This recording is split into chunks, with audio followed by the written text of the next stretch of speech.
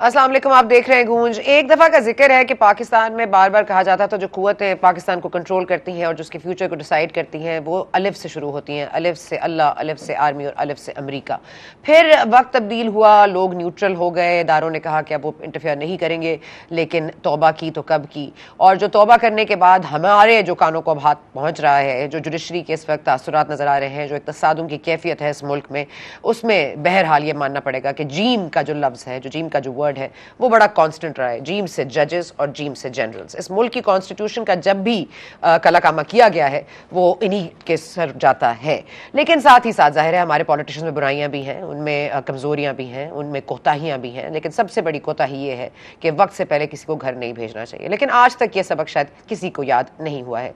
शहबाज शरीफ साहब अदम एतमाद के साथ तशरीफ लाए और उसके बाद से एक के बाद एक चीज जो वो सोचते हैं वो हो नहीं पाती। अब 8 मेंबर बेंच है जो प्रैक्टिस एंड प्रोसीजर्स बिल उन्होंने पेश किया है पार्लियामेंट में, और जो बोथ सेशंस से ये मंजूर हुआ उसको आज उन्होंने रोक दिया है। और यहाँ तक कह दिया है कि अगर तो हुकूमत चाहे तो वो फरीक बनकर अगली समात में पेश हो सकती है, लेकिन उन्होंने रोक दिया है। और कल भी हमने आपको बताया था कि जो इसका जो हेडिंग थी वो यही थी, to set aside this practice and procedures bill. और आज इसी पर अमल दरामद हुआ है। 8 जजेस हैं। आज तो आपको पता होगा तारड़ साहब ने भी ये कबूल कर लिया है कि उन्होंने बहुत बड़ी गलती की कि उन्होंने वो 2 जज साहिबान जिनकी नहीं मेरिट पर उनकी तो पोस्टिंग बनती थी एज हायर जुडिशरी, उन्होंने उनको वोट दिया और वो उसके लिए माफ़ी चाहते हैं। लेकिन माफ़ी किस किस को मांगनी है? अब माफ़ी के लिए कहाँ से शुरू करें, तलाफ़ी कहाँ से शुरू हो? लेकिन इस मुल्क में अब ये बताना बहुत ज़रूरी हो गया है कि मुल्क में बहरान की जो कैफियत है, अब बहरान से निकलकर हम वाकई बहरान के अंदर हैं। और अब इससे निकलने का वाहिद रास्ता ये है, या तो पार्लियामेंट स्टेप बैक करे या फिर सुप्रीम कोर्ट कोई फ्लेक्सिबिलिटी दिखाए। लेकिन सुप्रीम कोर्ट के अपने अंदर एक वाज़े डिवीजन नज़र आ रही है। हम ख्याल बेंच है और एक दूसरे हैं, और दूसरी सोच वाले को जगह नहीं दी जा रही। दूसरे वाले अपने इजहार करते रहते अपने ख्यालात का, लेकिन उनकी सुनवाई ज़रा कमज़ोर नज़र आ रही है। लेकिन इस बारे में हम मज़ीद बात करेंगे। लेकिन सबसे पहले हमारे साथ हैं जनरल रिटायर्ड खालिद नईम लोधी साहब। जनरल साहब, 70 साल तक नरगिस की तरह ये मुल्क रोया तो आप लोगों ने एक दीदावर पैदा किया इमरान खान नाम का, और अब वो यहाँ पर हमारे हालात आ गए हैं कि मुल्क में फॉरेन रिजर्व्स तो वैसे ही आपको पता है स्टेट बैंक के कम हो रहे थे। अब हमारे जो कमर्शियल रिजर्व्स हैं वो भी लोगों ने पैसे ड्रॉ करना शुरू कर दिए हैं। मैं ये बात आपको पता नहीं किस तरह से बताऊं, लेकिन ये जो बिगाड़ पैदा हुआ है इसमें बरसरे इक़्तिदार मतलब जो लेकर आए और जो इनका ये हाथ था उनमें आप भी शामिल हैं, आपका इदारा भी शामिल है। अब ये इदारा क्या चाहता है और कल नेशनल सिक्योरिटी कमेटी मीटिंग में आके क्या बताएगा कि हमारे हालात इतने खराब हैं अफगानिस्तान के हवाले से और टेररिज्म के हवाले से कि हम आगे इलेक्शन नहीं कर सकते, तो क्या उस पर सरखम किया जाएगा? क्योंकि अगर जुडिशरी और पार्लियामेंट के दरमियान तसादुम नजर आ रहा है तो इस वक्त नेशनल सिक्योरिटी कमेटी जिसमें आर्मी चीफ और DGISI तशरीफ लाएंगे, आप समझते हैं ये कोई नया रुख देंगे इस सिचुएशन को? जी बहुत शुक्रिया। पहले तो मैं एक चीज़ की तस्दीक कर दूं कि सिर्फ इमरान खान के सिलसिले में ये बात दुरुस्त नहीं है कि उनको लाने में कोई फ़ौज का हाथ है। आप मुझे ये बताइए कि किसको नहीं लेकर आई फ़ौज, तो ये गलती जो है ये मैं मानता हूँ, लेकिन इसको आप किसी एक के साथ मुंसलिक ना करें। ये सभी गमलों में लगे हुए पौधे हैं, अब दरख्त बन गए हैं तो साफ ज़ाहिर है कि अपने मालिक को लिफ्ट नहीं कराते, ये एक अलग बात है। तो सर किस गलती से सीखना है, किस गलती से सीखना था? ये भी आखिरी गलती है या इसके बाद भी होगी? जी देखिए, ये आखिरी गलती ज़रूर होती, मेरे ख्याल में आखिरी गलती होनी चाहिए थी। अगर ये इनमें ये अहलियत होती कि ये मिल के बैठ जाते, आपस में बातचीत करते, अपने मसाइल हल कर देते। तो आपके सामने है ना ये सब कुछ, कि जब फौज पीछे हट के देख रही है तो कुछ कोई चीज़ संभल रही है, कोई भी चीज़ बता दें कि जो खारजा पॉलिसी कोई संभल रही है, इंटरनल मामलात कोई संभल रहे हैं, इकॉनमी कोई संभल रही है। मैं ये नहीं कहता कि फौज इन चीज़ों की एक्सपर्ट है, लेकिन ये है कि इन्होंने इन पर जब बातें छोड़ी हैं तो फिर आपके सामने जो इन्होंने हशर किया है वो आपके सामने है। अभी जो कल बातचीत होगी अल्लाह बेहतर जानता है। एक चीज़ तो मेरे ख्याल फौज ने क्लियर कर दी है, और ये लास्ट जो नेशनल सिक्योरिटी कमेटी की मीटिंग थी उसके बयानिए से ये बात क्लियर थी कि अब ये बहाना नहीं बनाया जा सकता कि मुल्क के सिक्योरिटी के हालात ऐसे हैं कि इलेक्शन नहीं हो सकते। आप देखिएगा ये बयान अभी कभी भी नहीं आएगा फौज की तरफ से। दूसरा, ये बहाना जो हुकूमत ने बना रखा है कि जी पैसे नहीं है इसलिए नहीं इंतखाबात हो सकते, ये उससे भी लग़व बहाना है, बिल्कुल बेसलेस है। अभी इन्होंने छोटे छोटे मिनी बजट पास किए हैं 300 अरब रुपए के, तो ये 20 अरब तो कोई बात बनती नहीं है। तो मेरा ख्याल ये है कि बेहतरीन हाल पाकिस्तान का ये है कि इलेक्शन में जाया जाए। अलबत्ता एक बात मैं मानता हूँ जो PDM की है वो दुरुस्त कह रहे हैं कि तमाम इलेक्शन बेयक वक्त होने चाहिए, इसलिए ताकि जो हुकूमतें हैं सूबों की वो असरअंदाज ना हो सके इलेक्शन के ऊपर। ये पॉइंट बिल्कुल दुरुस्त है। तो इसके फिर 2 हल निकलते हैं।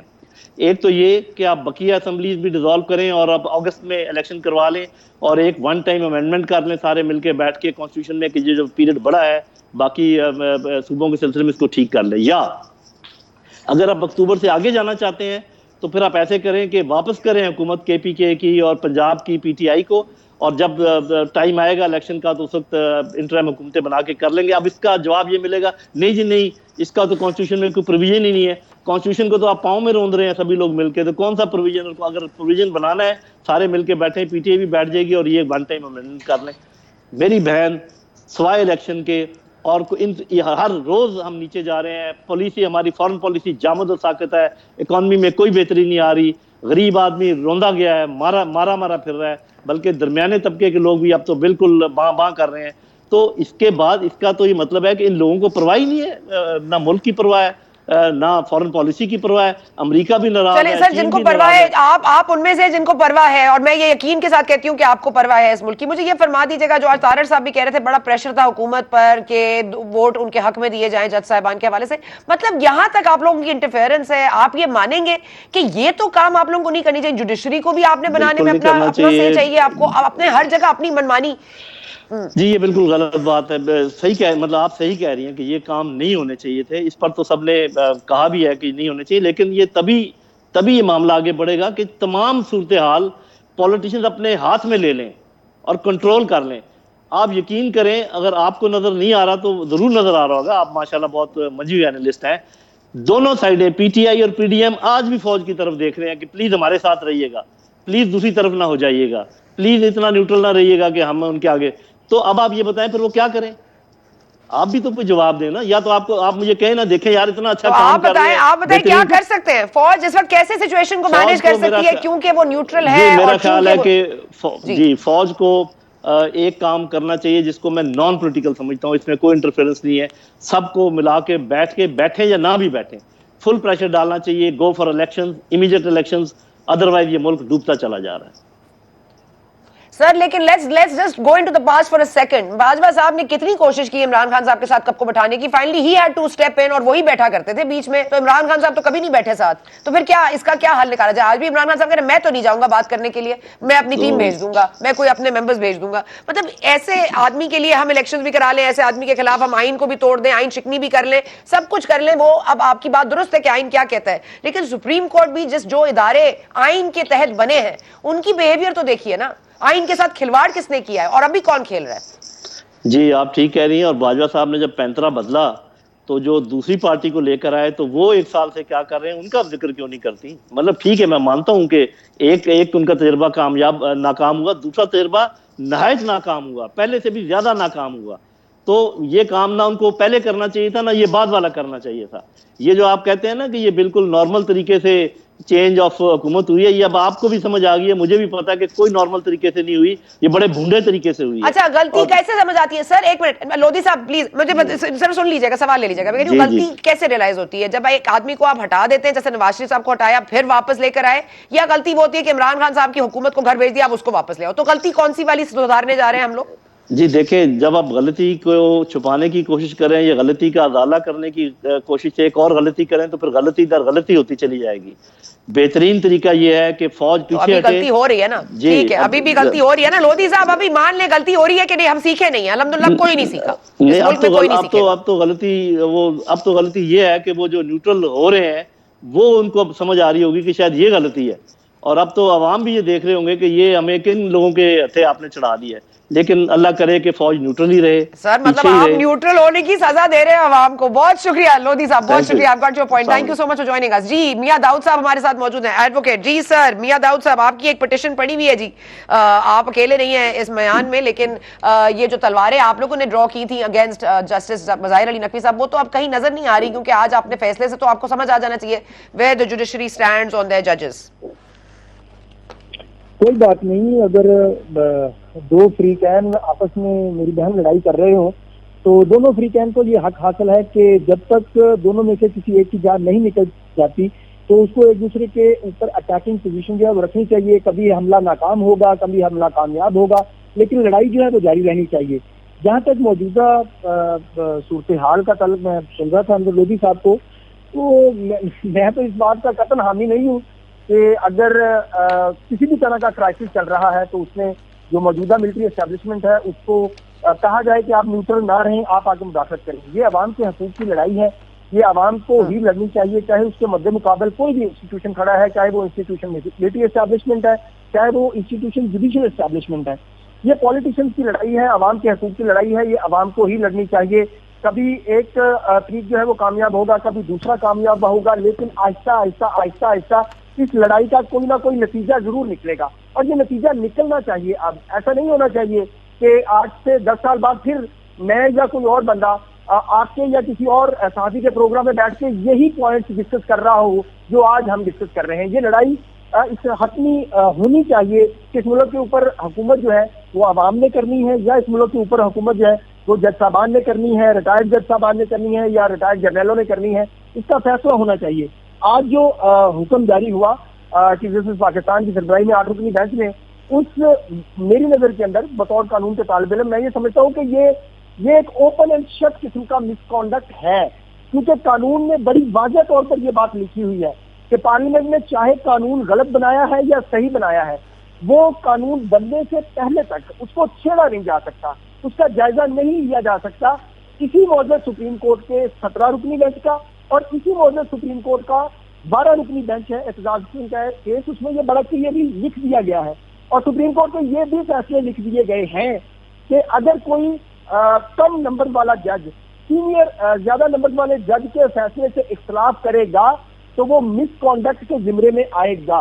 तो मैं ये समझता हूँ कि आज इस 8 रुकनी बेंच ने ये जो एक interim order against the constitution pass किया है, ये पार्लियामेंट के ऊपर हमला है, ये अवाम के बुनियादी हकूक के ऊपर हमला है। इस बुनियाद के ऊपर ये 8 से 8 जज साहबान जो है, मैं बड़े एहतराम से अर्ज करना चाहता हूँ कि ये मिसकॉन्डक्ट के जो है वो मुर्तकिब हुए हैं, लेकिन हुकूमत को जो इस वक्त पाकिस्तान की अक्सरियत सियासी जमातें हैं उनको बिल्कुल डिमोरलाइज नहीं होना चाहिए, उनको भी पूरा हक हासिल है। अगर उनके खिलाफ अदलिया की आज़ादी की आड़ में किसी तरह की साजिश करके इमरान खान को दोबारा मुसल्लत करने की कोशिश की जा रही है तो पीडीएम को भी ये दाऊद साहब मेरा एक सवाल ले लीजिएगा, ठीक है दाऊद साहब मेरा एक सवाल ले लीजिए कि जो ये रिएक्शन इस वक्त आ रहा है कि इलेक्शंस के ऊपर जो फैसला दिया गया वो 4-3 का है या 3-2 का है मामला, इसको हम बाद में डिसाइड पता नहीं किसने करना है, लेकिन आप कॉन्स्टिट्यूशन ऑफ जज साहिबान अगर एक गलती की वजह से हुए हैं जो कि गलती मदाखलत रही है फौज की, जिसको लोधी साहब ने भी माना है कि वो गलती हुई है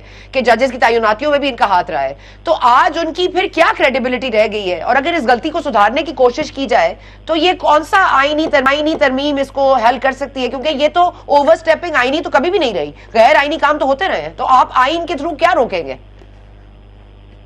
देखिए, आईन के थ्रू रोकने, आईन के थ्रू या कानून के जरिए रोकने का तो सुप्रीम कोर्ट ने रास्ता ही बंद कर दिया है। सुप्रीम कोर्ट ने यह कह दिया है कि आप कोई कानून साजी करेंगे, हम उसको कानून साजी होने से पहले ही मुअत्तल कर देंगे। ये जो गलतियां हो चुकी हैं, मैं बड़े अरसे से इस बात की बतौर वकील मेरी ये राय है, मैं इस बात का इजहार करता आ रहा हूँ कि सुप्रीम कोर्ट की जो मौजूदा शक्ल है इसको सुप्रीम कोर्ट नहीं कहना चाहिए। ये लफ्ज अदालत का मजाक उड़ाने के मुतरादिफ है। अगर आप मौजूदा सुप्रीम कोर्ट कहते हैं, एक जज साहबान, हम ख्याल जज साहबान जो है वो बड़ा खुलेआम 63A का फैसला करते हुए आइन को रीराइट कर देते हैं। और आप क्या समझते हैं कि पाकिस्तान के अवाम या जो आइन बनाने वाले हैं या जिसने आइन बनाया हो, आपने एक किताब लिखी है जनाब मुख्तार साहब, और उस किताब का कोई बंदा गलत मतलब निकाल कर उसको इंटरप्रेट करता है या किसी को नुकसान पहुंचाता है तो क्या आपको तकलीफ नहीं होगी? बिल्कुल होगी। इस मुल्क का आइन इस मुल्क की आवाम ने बनाया है। अगर उस आइन के साथ सियासतदान छेड़छाड़ करते हैं, जर्नैल करते हैं या जज साहबान करते हैं, वो आइन के मुर्तकिब होते हैं। लेकिन ये बहुत हम सिनेरियो देख रहे हैं 2017 से कि जो सुप्रीम कोर्ट की मौजूदा हैयत है, जो मौजूदा हमशा जज साहबान है, वो ये मुसलसल कह रहे हैं कि हमने अपना इख्तियार नहीं छोड़ना, हम बादशाह बनकर जिंदगी गुजारना चाहते हैं, हमारे हुक्म जो है वो आइन से भी बालातर है। चलें वो उस पर बात करते हैं। दाऊद साहब, सुप्रीम जुडिशल काउंसिल में जस्टिस तारिक मसूद ने और जस्टिस काजी फाइज ईसा ने बड़ा इसरार किया था कि जस्टिस ज़ाहिर अली नकवी वाला साहब केस को कंडक्ट होना चाहिए, अगर ये गलत है तो माफी मांगनी चाहिए और अगर सही है तो उस पर कार्रवाई होनी चाहिए। उस पर आपको कोई अमल दरामद नजर आ रहा है? अमल दरामद उसके ऊपर होता हुआ नजर नहीं आ रहा, क्योंकि देखिए ना, अब जिस बंदे ने, जिस अथॉरिटी से हमें इंसाफ की तवक्को है, उसने वहां पर भी कानून की खिलाफ वर्जी कर दी। सुप्रीम जुडिशियल काउंसिल में बैठ के अगर चीफ जस्टिस पाकिस्तान उमर कामिल लियाज़ साहब ये फरमाते कि इस रेफरेंस के अंदर जितना भी मवाद है वो बेबुनियाद है, तो हमें उसके ऊपर कोई एतराज नहीं था, हम उससे अगली लीगल रेमेडी पे चले जाते। लेकिन सुप्रीम जुडिशियल काउंसिल के फोरम से हटकर एक और फोरम के ऊपर बैठ के उन्होंने मिस्टर जस्टिस मुज़ाहिर अली अकबर नकवी साहब को क्लीन चिट दे दी। तो इसका मतलब क्या हुआ? मेरी नजर में, मैं शिकायत कुंदा हूँ, मेरी नजर में ये मतलब हुआ कि चीफ जस्टिस पाकिस्तान बड़ा खुलेआम वो करप्शन के इल्जाम को तहफ़्फ़ुज़ फराहम कर रहे हैं और उन्होंने इस बात में कोई आर नहीं समझी। पहले तो उन्होंने ये मिसकॉन्डक्ट किया कि उन्होंने सुप्रीम कोर्ट के बेंच के अंदर बैठकर एक ऑब्जर्वेशन दे दी। तो बार काउंसिल्स की पिटीशन और आपकी पिटीशन का फ्यूचर क्या है? फ्यूचर क्या है फिर? हम आखिरी हद तक इस पिटीशन को लेकर जाएंगे, बार बार मुतालबा करेंगे, पब्लिक में जाएंगे, बार बार इसकी आवाज उठाएंगे। जब तक इंसाफ नहीं मिलेगा तब तक आवाज उठाते रहेंगे। ये ना समझा जाए कि अगर चीफ जस्टिस पाकिस्तान करप्शन इल्जाम का तहफ़्फ़ुज़ कर रहे हैं, इंसाफ की राह में रुकावट बन रहे हैं, तो शिकायत कुनिंदान जो है वो खामोश होकर बैठ जाएंगे। जो आखिरी हक हमारे पास मौजूद है बोलने का, वो हम बोलते रहेंगे। ठीक है, आखिरी हद तक आप जाएंगे, दरवाजा बंद है, लेकिन आप उसमें दस्तक देते रहेंगे। ठीक है, होपफुली दरवाजा खुलेगा कभी ना कभी तो। लेकिन यहाँ पर वक्फा लेने का वक्त आया। मियां दाऊद साहब, बहुत शुक्रिया आपका। हम एक पे ब्रेक के बाद वापस आएंगे। जहांगीर जदून साहब, शोएब शाहीन साहब, मामला क्या है, किस तरह सुधरेगा, बात करते हैं ब्रेक के बाद। एंड वेलकम बैक टू गूंज। हमारे साथ मौजूद है जहांगीर जदून साहब और हमारे साथ मौजूद है शोएब शाहीन साहब, दोनों लीगल एक्सपर्ट्स हैं और अपने अपने एडवोकेट जनरल इस्लामाबाद हैं जहांगीर जदून साहब, और मियां दाऊद साहब भी थे, भी गुफ्तगू हम कर रहे थे। मैं जदून साहब अगर आपसे शुरू करूं, क्योंकि मामला आज तारड़ साहब की माफ़ी का भी है, क्योंकि उन्होंने भी आज माफ़ी मांग ली कि जो उन्होंने वोट दिया था उन जजेस की सपोर्ट में जिनको एलिवेट नहीं होना चाहिए था, जो सुपरसीड करके आए हैं आगे, वो इस पर ज़ाहिर पशेमान है, उन्होंने आज माफ़ी तलब की है। अब माफ़ी तो एक तरह से लोधी साहब ने भी आज मांग ली है कि उनसे भी गलतियां हुई हैं, फौजी इदारे से भी गलतियां हुई हैं, इंटरफेरेंस भी बहुत हुई है, यहाँ तक कि जजेस की तैनाती में भी उनका एक हाथ रहा है।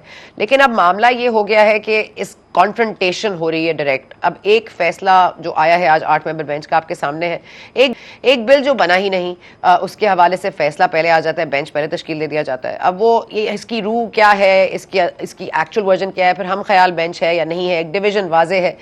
हर मसले का हल क्या है? अगर हुकूमत नहीं मानती है इस फैसले को और पिछले फैसले को, और वो सिरे से इसमें पार्टिसिपेट ही नहीं करती, मतलब अटॉर्नी जनरल साहब नहीं जाते, वो अपने लीगल एक्सपर्ट्स को रोक देते हैं, कोई सियासी जमात पार्टिसिपेट नहीं करती एज फरीक, वेयर डज दिस स्टैंड? मतलब कहाँ पे स्टैंडिंग होगी हुकूमत की और कहाँ स्टैंडिंग होगी सुप्रीम कोर्ट की? देखें, बिस्मिल्लाहिर्रहमानिर्रहीम। सना, सबसे पहली बात यह है कि बेंच की कॉन्स्टिट्यूशन पे ही क्वेश्चन जो है वो खड़े जाते हैं।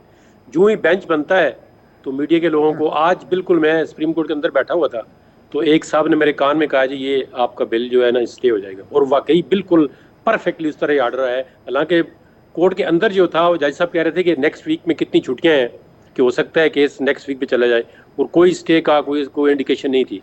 लेकिन अब एक्चुअली जो ऑर्डर आया है सबको पता कि ये बेंच, कल आपको पता है मीडिया पे ही चल गया था, फेसबुक पे जी 8-0 का फैसला है, 8-0 का फैसला है, और वाकई 8 जजों ने आज किसी ने उसको स्टे दे दिया है प्रीएम्प्टिव स्ट्राइक करके, किसी ने कोई डिसेंटिंग नोट नहीं दिया है, किसी ने कोई इख्तलाफ नहीं किया है, और उन्होंने कहा जी ये फैसला है हमारा।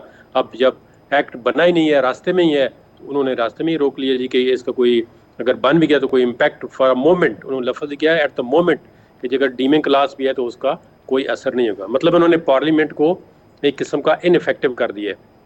अमूमन ये होता है कि जब कोई कानून बनता है, नंबर हाँ इसमें जजमेंट्स भी हैं, आपने भी देखा होगा, आप माशाल्लाह कवर करती हैं, तो इसमें जब एक्ट बन जाता है तो कोई फरीक जो है या कोई स्टेक होल्डर है, सिविल सोसाइटी है, कोई बार काउंसिल है, बार एसोसिएशन है, कोर्ट में जाती हैं कि ये कानून जो है फंडामेंटल राइट्स के अगेंस्ट है, तो ये पब्लिक इंटरेस्ट है, वो पब्लिक एट लॉज है, लोगों की इंटरेस्ट का मामला है, तो इसको टेकअप करें। तो उसके वक्त वो फिर उस कानून को परखा जाता है on the touch stone of the constitutional and fundamental right. तो उसके बाद कोर्ट जो है एक फैसला करती है, और कभी मतलब है कोई 90% में 99% में इस तरह कभी नहीं होता कि फौरन जो है उस कानून को स्टे किया करे।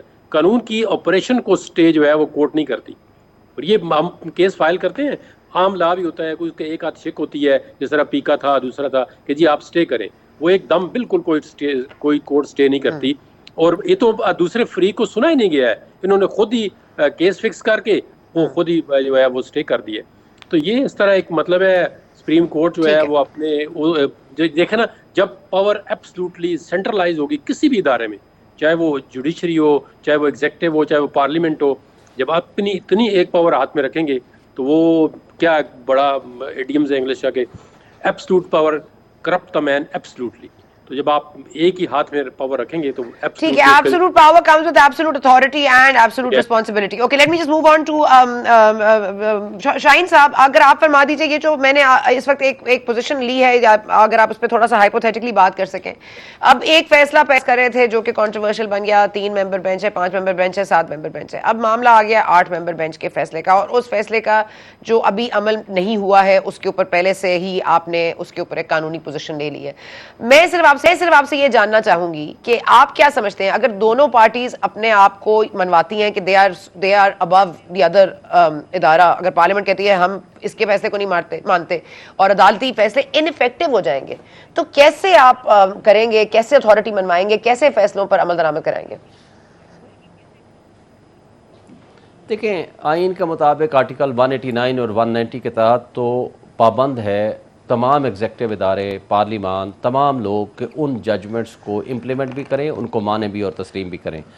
और अगर कोई अथॉरिटी जो ये कहती है कि हम सुप्रीम कोर्ट के फैसले को नहीं मानते, तो आप 2 दिन पहले तनवीर इलियास जो JK के प्राइम मिनिस्टर थे उनका अंजाम देख लें, उससे पहले यूसुफ रज़ा गिलानी साहब का अंजाम देख लें। देखें, सुप्रीम कोर्ट का फ़ैसला वो हतमी फ़ैसला होता है, जो वो फ़ैसला करेंगे ये डिस्क्रिशन नहीं होगी किसी पार्टी की कि वो कभी माने या कभी नहीं माने।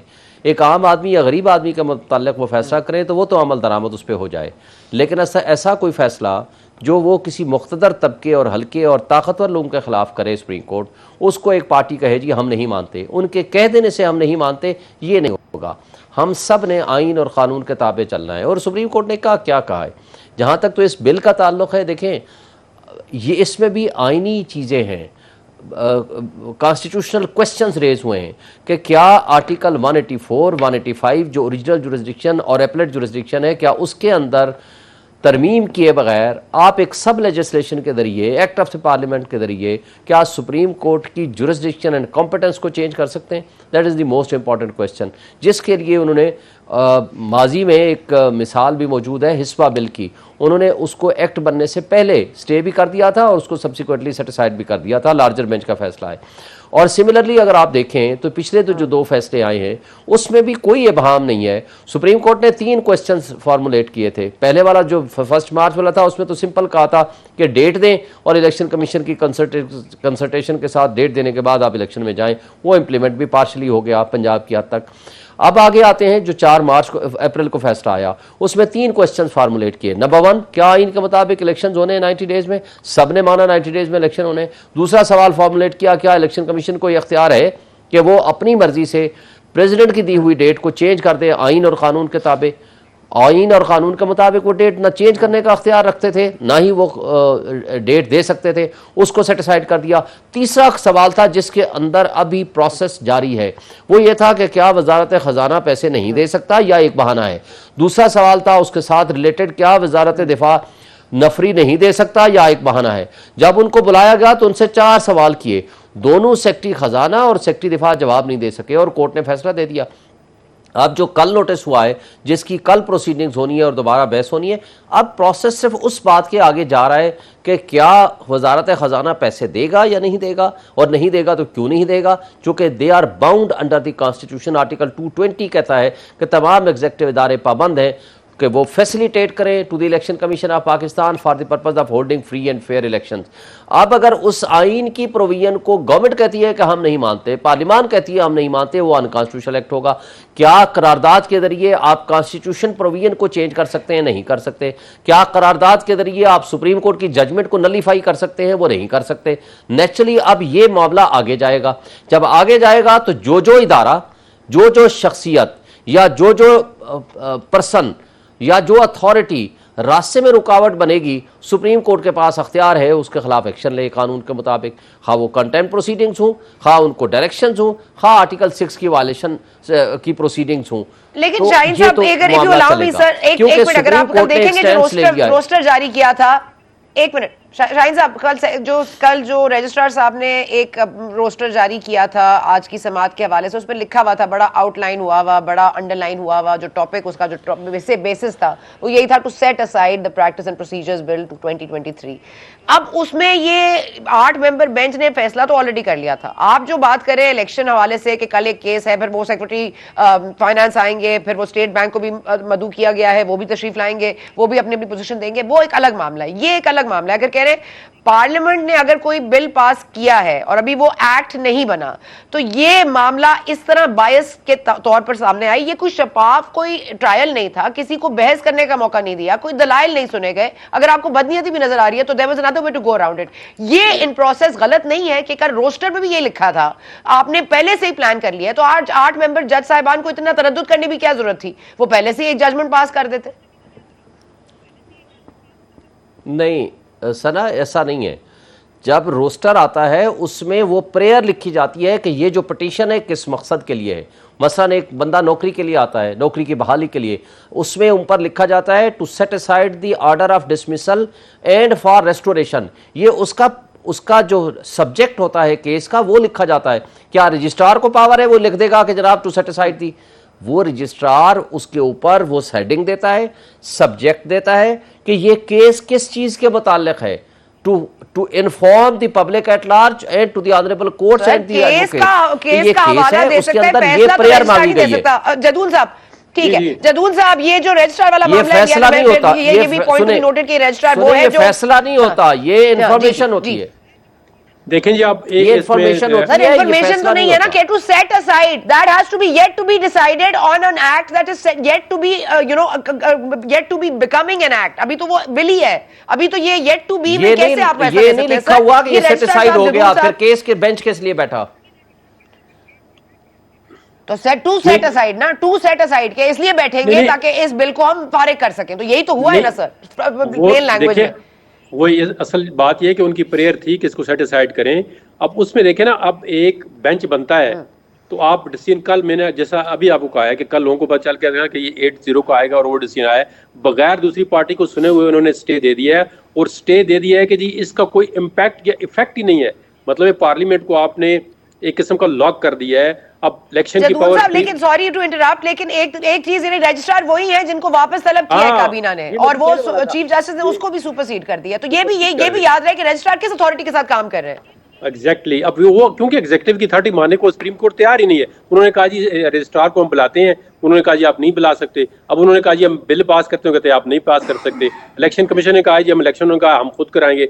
अब सुप्रीम कोर्ट ने जितनी भी पावर थी, जितनी भी, वो अपने अंदर सेंट्रलाइज कर लिए। अब इलेक्शन किसने कराना है? सुप्रीम कोर्ट ने। पैसे किसने प्रोवाइड करने हैं? सुप्रीम कोर्ट ने। कोई लॉजिस्टिक है, बसें, जो भी लॉजिस्टिक चाहिए इलेक्शन कमीशन को किसने अरेंजमेंट करना है? सुप्रीम कोर्ट ने। बिल ये ठीक है, ये गलत है, किसने पास करना है? सुप्रीम कोर्ट ने। अब मेरे ख्याल में जब ये हालात इस तरह चलते जाएंगे तो कोई अदारा जो है, अब ये अदारा देखे ना एक, अब फिर उसमें सुप्रीम कोर्ट जो है एक मखसूस, जिस तरह कहते हैं ना हम ख्याल बेंच, इसमें जितने भी जज हैं 4-5, वो सारे आउट ऑफ द टर्न जो है वो सुप्रीम कोर्ट में आए हुए हैं। उसके अलावा एक बेंच जो है वो 3-4 बंदों का, वो तो हम ख्याल 70 दफा एक जज साहब इस बेंच के अंदर बैठ चुके हैं और आज दिन तक उन्होंने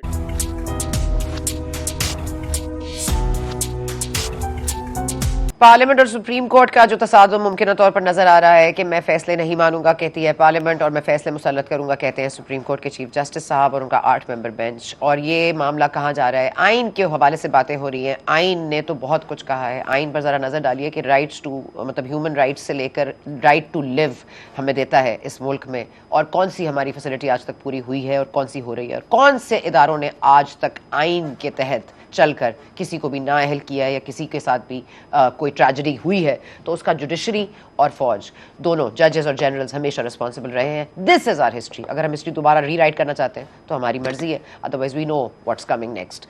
हमें दीजिए इजाजत, we'll see you next week.